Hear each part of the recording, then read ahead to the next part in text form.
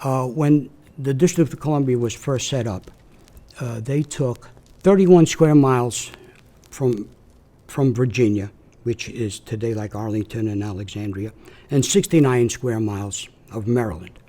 So for about 45 years, the District of Columbia was a complete square that included Virginia.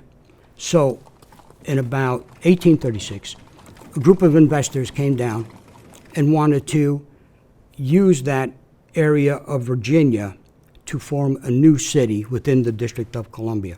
And they wanted to call that city Jackson City, since there was Washington City, and at the time, Andrew Jackson was the president.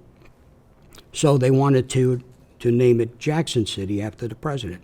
They wrote a very flattering letter to President Jackson, and he accepted. So a opening ceremony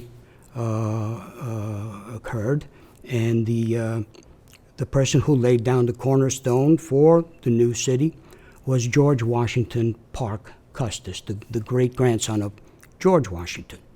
And they filled the cornerstone with, like a time capsule with medals and coins and newspaper articles and letters.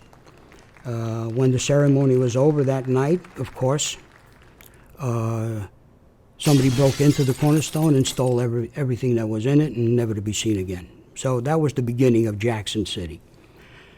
Jackson City kind of floundered for a few years because it never took off. It was actually known as the Never Has Been City or the Invisible City, but nothing really ever happened.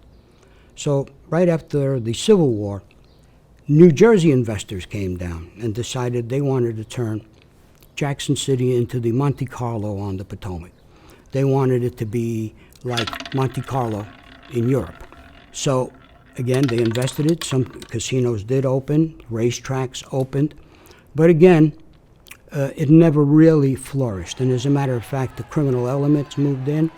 The casinos they built became fire traps. The DC Fire Department had to come into Jackson City many times to put out these fires. And it became known as Hell's Bottom because of all the fires. And so by this time, Virginia had taken its property back, but Jackson City was still there. So a sheriff, an Alexandria County sheriff, decided that he was going to do something about it, and he raided many of the casinos, which turned into a shootout. The sheriff himself was wounded, the deputy was killed, and nobody was ever prosecuted for any of that. Now we go to the beginning of the 20th century, 1901, and again, Alexandria wanted to really wipe out Jackson City. So the Attorney General, by the name of Crandall Mackey, started a series of raids. He deputized people for his posse.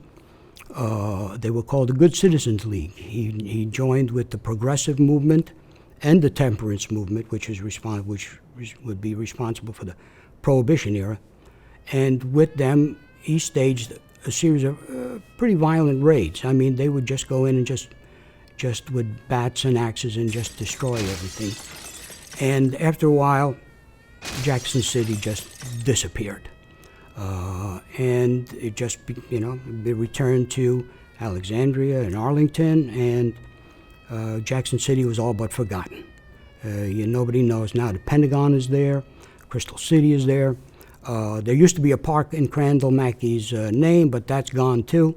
So that history was completely wiped out.